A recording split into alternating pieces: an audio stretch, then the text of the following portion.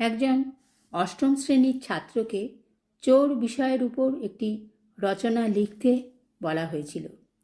লেখাটা পড়ে আপনি অবাক হতেই পারেন, কিন্তু দৃষ্টিভঙ্গিটা একবার দেখুন। ছাত্রটি লিখেছিল, চোররাও একটি দেশের অর্থনীতির গুরুত্বপূর্ণ অংশ।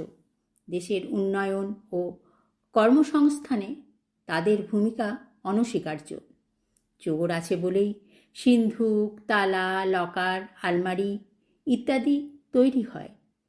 এসব তৈরি করতে গিয়ে বহু কারখানা ও কর্মশালায় মানুষের কর্মসংস্থান হয়।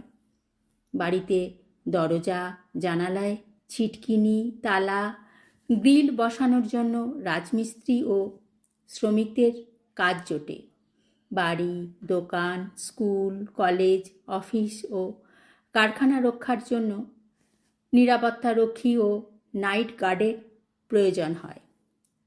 সিসিটিভি ক্যামেরা, মেটাল ডিটেক্টর ও বিভিন্ন সিকিউরিটি সিস্টেম তৈরির কোম্পানিগুলো কর্মসংস্থান সৃষ্টি করে। চোর থাকার কারণেই পুলিশ, আদালতের কর্মচারী, বিচারক, আইনজীবী সবারই কাজ আছে। পুলিশের জন্য ব্যারিকেড, অস্ত্র, গুলি, লাঠি, ইউনিফর্ম, গাড়ি ও বাইক কেনা অর্থনীতিকে চাঙ্গা করে। চোর না থাকলে জেল ও জেলার ও কারা কর্মচারীদেরও কাজ থাকতো না। মোবাইল, ল্যাপটপ, গাড়ি, বাইক, ইলেকট্রনিক্স পার্টস বা লিপস্টিক চুরি হলে মানুষ আবার নতুন করে কিনতে বাধ্য হয়, ফলে ব্যবসা বাড়ে। অনেক বিখ্যাত ও কুখ্যাত চোর শেষমেশ রাজনীতিতে ঢুকে পড়ে। সেখানে আরও বড় বড় চুরি হয়।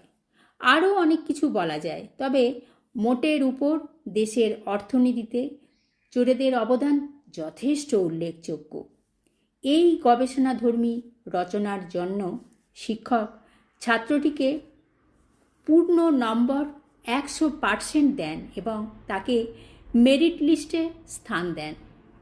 দৃষ্টিভঙ্গি সব কিছু।